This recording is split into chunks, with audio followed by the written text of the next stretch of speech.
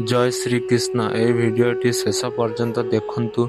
Channel को जी नुआ इच्छा चैनल को सब्सक्राइब कर दियंतु। तारे भगवान श्रीकृष्ण कहिछंती जे मु काहार भाग्य तैयारी करी नाही, मनीष निज निजर भाग्य तैयारी करिथाए। तुमे आजी जहा करूछ तार फल आसंता काली प्राप्त हेबो। आजी एवं आजी जहा तुम भाग्य रे अछि बा तुमे आजी यह जहा भोगुछ ताहा तुमर पूर्वरु कराଯାଇଥିବା कर्मर फल अटे। ସେଇଥିପାଇଁ ଜୀବନକୁ ଉପଭୋଗ କରନ୍ତୁ ନାହିଁ, ନିଜେ ହସ ଓ ଅନ୍ୟକୁ ହସାଅ। ଭଲ କର୍ମ କର ଓ ରାଗ ହିଂସା ଛାଡ଼, କାରଣ ମଣିଷର ନିଶ୍ୱାସକୁ ବି ଜଣା ନଥାଏ ସେ ଯେ ଆଉ ଫେରିବ କି ନାହିଁ। ମଣିଷ ଜୀବନରେ ଅଧିକ ଦୁଃଖ ମିଳୁଛି ବୋଲି କାହାକୁ ବି ଦୋଷ ଦେବା ଠିକ୍ ନୁହେଁ, କିମ୍ବା ଅଧିକ ସୁଖ ମିଳୁଛି ବୋଲି ଗର୍ବ କରିବା ଉଚିତ ନୁହେଁ। କାରଣ ସୁଖ ଦୁଃଖ କେହି ଦେଇ ନଥାନ୍ତି, ବରଂ ମନୁଷ୍ୟ ନିଜ କର୍ମ ଫଳ ଅନୁସାରେ ସେ ପରିଣାମ ଭୋଗ କରିଥାଏ। ଯିଏ ତୁମକୁ ଭୁଲ ବୁଝିଛି ତାକୁ ଭୁଲ ବୁଝିବାକୁ ଦିଅ। ଯିଏ ତୁମକୁ ଘୃଣା କରୁଛି ତାକୁ ମଧ୍ୟ ଘୃଣା କରିବାକୁ ଦିଅ। ଯିଏ ତୁମକୁ ନିନ୍ଦା କରୁଛି ତାକୁ ନିନ୍ଦା କରିବାକୁ ଦିଅ। କାରଣ ଏ ଦୁନିଆରେ କେହି କାହାକୁ ଜାଣିପାରନ୍ତି ନାହିଁ, କି କେହି କାହାକୁ ବୁଝି ମଧ୍ୟ ପାରନ୍ତି ନାହିଁ। ଭଗବାନ ପରି ଲୋକ ମଧ୍ୟ ସଂସାରରେ ଯଦି ଘୃଣା, ନିନ୍ଦା, ସନ୍ଦେହ, ଅପମାନ ସବୁ କିଛି ସହିଥିଲେ, ତେଣୁକରି ଉପଯୁକ୍ତ ସମୟ ଆସିଲେ ମଣିଷ ସବୁ କିଛି ବୁଝିପାରିବ। କିନ୍ତୁ ଚାଲି ଯାଇଥିବା ସମୟ ବହୁତ କିଛି ଶିକ୍ଷା ଦେବ, ଆଉ ସେ ସମୟ କେବେ ଫେରିବ ନାହିଁ।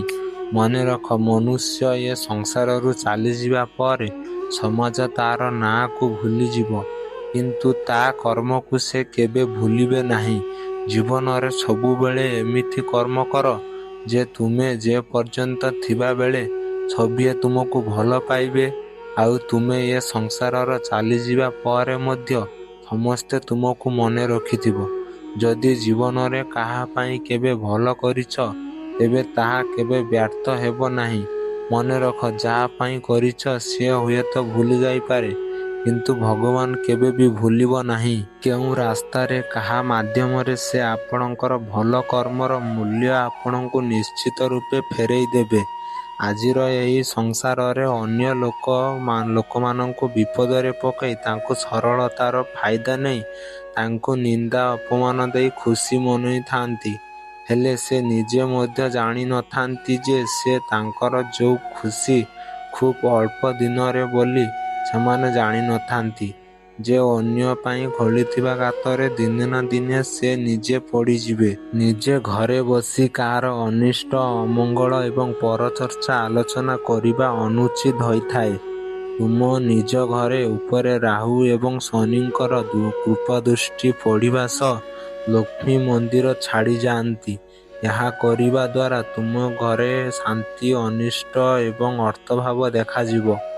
ଏହିଗୁଡ଼ିକ ଆଲୋଚନା କରିବା ଦ୍ୱାରା ତେଣୁକରି ନିଜେ ଘରେ ବସି କାହାର ଅନିଷ୍ଟ ଅମଙ୍ଗଳ ଚିନ୍ତା କରନ୍ତୁ ନାହିଁ। ବରଂ ନିଜେ କେମିତି ଆଗକୁ ବଢ଼ିବେ, ସମାଜରେ କେମିତି ନିଜର ପ୍ରତିଷ୍ଠା କରିବେ, ସେହି ବିଷୟରେ ଭାବନ୍ତୁ। ଆଉ ସମସ୍ତଙ୍କର ମଙ୍ଗଳ କାମନା କରନ୍ତୁ।